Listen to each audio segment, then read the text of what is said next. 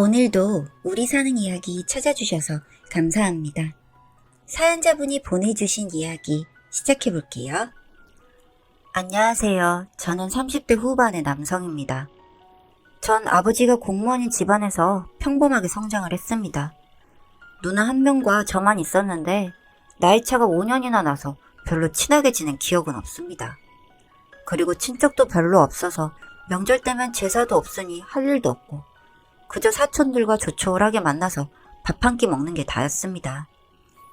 제 사촌 동생들은 교회를 다녔고 작은 아버지도 독실한 장로님이셨거든요. 저 역시 잘하는 게 공부 말곤 취미도 없었고 운동에도 소질이 없어서 간단한 조깅으로 건강관리를 하곤 했습니다. 취업도 시내 직장이라는 금융 쪽 공기업에 들어갔고 그저 출퇴근 말고는 집에서 책이나 영화를 보는 게 전부였습니다. 그러다가 누나의 권유로 헬스장에 다니게 되었습니다. 트레이너는 남자분과 여자분이 있었는데 워낙 수줍음을 타서 그런지 홍 선생이라는 여자 트레이너의 육덕진 몸매와 탱크탑과 레깅스 차림을 똑바로 보기가 어려웠습니다. 다른 여자 회원들도 꽤 노출이 심했지만 몸이 받쳐주는 분보다는 그저 본인 만족으로 입은 분들이 대부분이었습니다. 홍 선생은 전체적으로 몸매도 좋았지만 얼굴은 차마 입에 담기도 어려운 최근 미모였습니다. 남녀공학을 나왔음에도 그렇게 예쁜 여자를 가까이서 본 적은 처음이라 마주치면 잠을 못 잘 정도로 두근두근했습니다. 물론 저도 그 덕에 운동을 열심히 하게 됐고 평일에는 가끔 가더라도 주말에는 새벽같이 가서 시간을 보내고 왔습니다. 처음에는 그녀와 눈도 못 마주치다 시간이 갈수록 친해져서 간단한 농담도 주고받곤 했죠.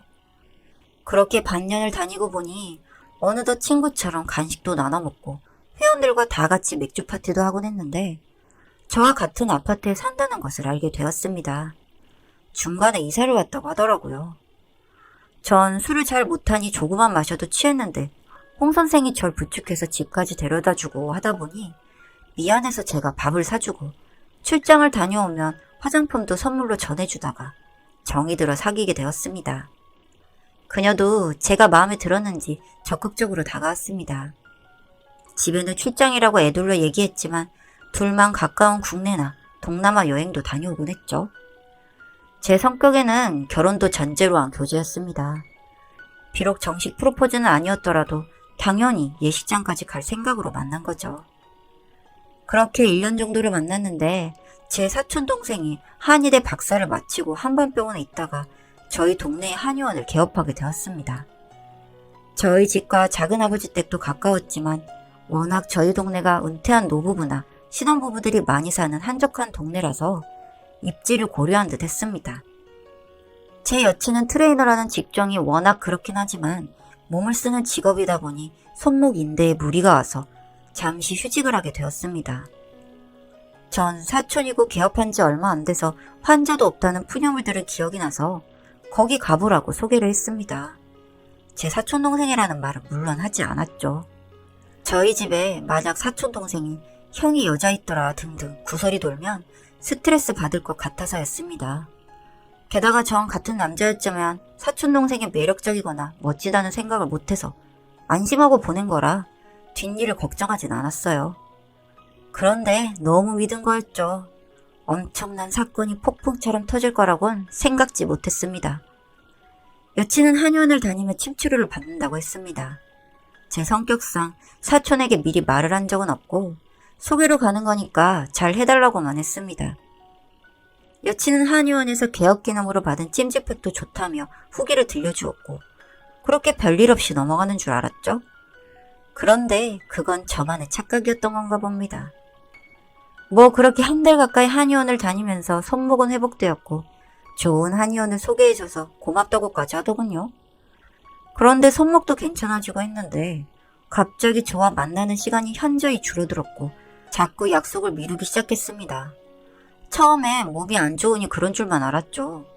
그런데 어느 날 저에게 다른 헬스장으로 옮기게 되었다며 자리 잡는 대로 연락하겠다는 겁니다. 저는 황당했죠.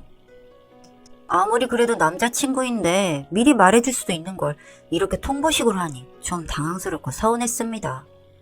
나중에 알고 보니 필라테스와 요가 지도자 과정을 수료하고 그쪽으로 전향한 거더라고요. 평소에 이 직종이 생명이 짧다는 둥 그런 말을 했었는데 미래를 생각해서 그런 듯 했습니다. 반갑고 좋은 일인데 왜 숨겼을까? 조금 이해가 가지 않았죠. 그러다가 얼마 되지 않아서 전 그녀에게 이별을 통보받았고 그냥 어이없이 그렇게 하루아침에 연이 끊겼습니다. 너무 칼같이 끊어냈고 너무 황당했기 때문에 매달리고 싶은 마음도 없이 그저 멍해 있었습니다. 매달려 본다 한들 그러기엔 너무 늦었다는 생각에 못 마시는 술로 세월을 보냈습니다. 그때만 해도 단순 변심으로 저와 끊는 줄만 알았습니다. 집도 저 모르게 이사를 했더라고요. 하긴 헤어지는 마당에 알릴 필요는 없었겠지만요. 그런데 수소문에서 알게 된 사실인데 저와 사귀는 동안에 다른 남자 2명을 같이 만나고 있었다고 들었습니다. 그중 한 명은 제가 아는 놈이었고 다른 한 명은 확실하게 알 수는 없었습니다. 뭐 그런데 어쩌겠어요. 사귀는 중에 알게 되었다며 뭐 싸움이라도 하고 했겠지만 이미 헤어져 버린 사이인데요. 너무 억울하고 짜증은 났지만 별 도리가 없었습니다. 여튼 그 후 1년이 흘렀고요. 저는 다른 지역에 발령을 받아서 지방에 내려가 순환근무를 하고 있었습니다. 외로움이 크다 보니 별로 일상이 재미있거나 하지 않았고 우울한 패턴의 반복이었어요. 그런데 그즈음 저희 집안에서 사촌동생이 결혼한다면서 저보고 올라오라는 겁니다. 전 사는 게 귀찮고 주말에는 쉬고 싶었던 차에 건성으로 알았다고 대답만 했습니다. 그런데 사촌에게서 모바일 청첩장에 도착했다는 알림음이 울렸어요. 그런데 그 청첩장을 보는 저는 놀래 자빠질 뻔했습니다. 그 사촌동생의 신부는 바로 저와 사귀었던 그녀였습니다. 트레이너 홍 선생. 지금은 홍대 앞 유명한 필라테스 센터에 부원장으로 일을 하고 있다는 썰도 덧붙였는데 차마 제가 사귀었다가 깨진 여자라고는 말할 수 없었습니다. 어쨌거나 하늘이 두 쪽이 나도 이 결혼식은 가야겠다는 생각에 양복을 갖춰입고 회사엔 월차를 내고 올라갈 준비를 했습니다. 가서 웨딩홀을 뒤집어 놓을까 싶다가도 이혼도 아니고 파혼도 아닌데 제가 법적으로 책임을 물을 수는 없는 노릇이었습니다. 이름은 계명에서 홍은주로 찍혀 있었지만 분명 그 얼굴이었습니다. 예식을 하루 앞두고 집에 들어가니 부모님도 반기시면서 잘 왔다는 겁니다. 속마음은 피로 끓어오르고 있었는데 말이죠. 혹시나 연락을 해보려 하니 번호도 바뀌었고 이미 저에 대한 기억은 다 지운 것을 직감했습니다. 저는 부모님을 모시고 예식장에 들어갔습니다. 그리고 친척들에게 인사를 좀 한 뒤 바로 신부 대기실에 들러 그녀의 얼굴을 보기 위해 들어갔습니다. 저를 보자 전 여친은 기겁을 하며 놀라더군요. 당연히 그럴 법도 하죠. 신랑이 저와 사촌지간이란 사실을 전혀 몰랐을 테니까요. 한의원을 개업하기 전에는 솔직히 왕래도 별로 없었습니다. 어릴 적에만 자주 드나들었지 대학 가고 군대 가면서 거의 만나지 못했으니까요. 이쁘네. 잘 살아라.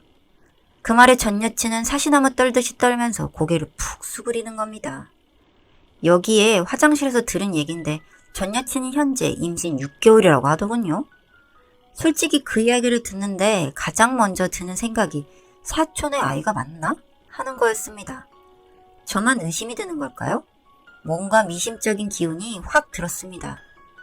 그렇다면 제가 여기까지만 하고 물러섰을까요? 저 나름 뒤끝 있는 남자였습니다. 저에겐 다 계획이 있었으니까요. 둘이 결혼식을 마치고 신혼여행을 간 동안 노량진에서 공무원 시험 공부하던 때 알던 동생들에게 부탁을 했습니다. 애들은 착한데 타고나길 주먹이 세서 다른 길로 빠진 친구들이었습니다. 여자 하나 과거를 좀 캐야겠다. 비밀리에 제대로 퍼달라고 요구했죠. 그리고 제가 착수금조로 봉투를 머릿수에 맞게 돌렸습니다. 그리고 나서 알게 된 결과는 정말이지 충격적이었습니다. 전 여친이 물러날 수도 있다는 예상은 했지만 사촌 동생과 결혼하기까지 임신 공격을 하면서 집안의 반대도 무릅쓰고 덤벼왔었고 그 과정에서 새 남자가 돌아가면서 어장관리하듯 교제를 하다가 다 차버리고 사촌에게 붙어서 정착했다는 것을 알아냈습니다. 나중에 그 남자 셋이 작당을 해서 전 여친을 해하려는 걸 돈 주고 입막음을 한 것까지도 드러났고요. 이제는 뱃속의 아이가 사촌의 친자인지 그게 제일 중요한 문제였습니다. 모든 사건은 제 손을 떠났죠. 모든 걸 알게 된 뒤 전 마음을 비웠습니다. 뭐 제가 나서지 않아도 서서히 진실은 드러나게 되어 있었으니까요. 그리고 정확하게 1년 후 사촌은 전 여친과 이혼을 했습니다. 태어난 아기가 부모와 혈액형에 맞지 않아 작은 어머니가 유전자 검사를 해보니 친자가 아니라는 결과가 나온 거였죠. 아주 그 집안이 한바탕 난리가 났다고 하는 걸 부모님께 들었습니다. 듣는 내내 어찌나 고소하단죠. 뱃속에 있는 아이까지 제가 어떻게 할 수 없어서 그냥 기다리고만 있었는데 결과가 역시나 였던 겁니다. 여튼 사촌은 의외로 독한 놈이라 애도 줘버리고 깨끗하게 이별을 했다고 하더군요.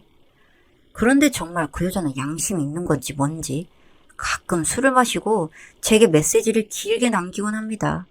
정말 미안했다면서 다시 만나달라고요. 뭐 애 딸린 여자, 그것도 누구의 애인지도 모르는 애를 키우는 여자를 제가 왜 만납니까? 쓰레기 처리반도 아니고요. 여튼 이 여자를 보니 아직도 인과응보는 있구나 확신했습니다. 현재는 번호 차단해버리고 저도 새로운 여자친구를 만나서 잘 지내고 있는 중입니다. 긴 글 읽어주셔서 감사합니다.